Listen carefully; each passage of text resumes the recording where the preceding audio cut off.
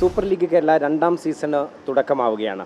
നമ്മളോടൊപ്പം ഉള്ളത് super league Kerala managing director Firoz മീരാനാണ്. എന്തൊക്കെയാണ് ഇപ്പോഴത്തെ ഒരു സവിശേഷത?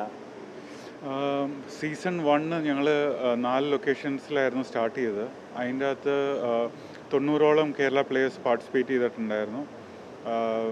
എല്ലാ ടീമിലും 4 ഫോറിൻ പ്ലേയേഴ്സാണ് ഉള്ളത്. ഈ തവണ ഞങ്ങൾ കണ്ണൂരും തൃശ്ശൂരും ഹിസ്റ്റോറിക്കലായിട്ടുള്ള 2 സ്ഥലങ്ങളിലും കൂടെ ഈ ഗെയിം കൊണ്ടുവരികയാണ്. ഒക്ടോബർ 2 തൊട്ട് ഡിസംബർ 14 വരെയാണ് ഈ സീസൺ. അപ്പോൾ എല്ലാവർക്കും ഫ്ലഡ് ലൈറ്റിൻ്റെ അടിയിൽ ഫാമിലി ആയിട്ട് കാണാനുള്ള ഒരു ഓപ്പർച്യൂണിറ്റിയാണ്.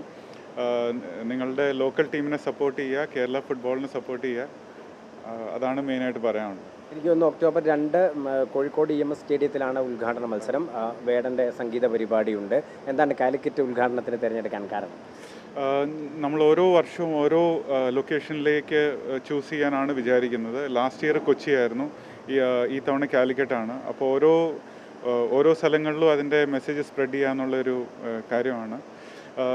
അതിൻ്റെ ഒപ്പം തന്നെ ഈ തവണ സോണിയിലാണ് ഇത് ബ്രോഡ്കാസ്റ്റ് ആവുന്നത്. പിന്നെ ഉള്ളത് ഓൺലൈൻ ഫ്രീ ആയിട്ട് എല്ലാവർക്കും ആക്സസിബിളായിട്ട് പേവാളിൻ്റെ ബിഹൈൻഡ് അല്ലാതെ sports.com എന്നുള്ള വെബ്സൈറ്റിൽ കൂടെ എല്ലാവർക്കും ഫ്രീ ആയിട്ട് ഈ മാച്ചസ് കാണാൻ പറ്റുന്നതാണ്. ഈ ഭാവി മലയാളി താരങ്ങളെ കണ്ടെടുക്കുക എന്നുള്ളത് തന്നെയാണല്ലോ ഇതിൻ്റെ ഒരു ഉദ്ദേശം എന്ന് പറയുന്നത്. അങ്ങനെ ഒരു പൂളായി മാറിയിട്ടുണ്ട് എന്നുള്ളത് തന്നെയാണോ നമ്മുടെ ഒരു അനുഭവം എന്ന് പറയുന്നത്? അതെ, അത് ഇതിൻ്റെ ഈ 90-ൽ പരം കേരള പ്ലേയേഴ്സ് പാർട്ടിസിപ്പേറ്റ് ചെയ്തത് തന്നെ അതിനൊരു വലിയൊരു പ്രൂഫാണ്.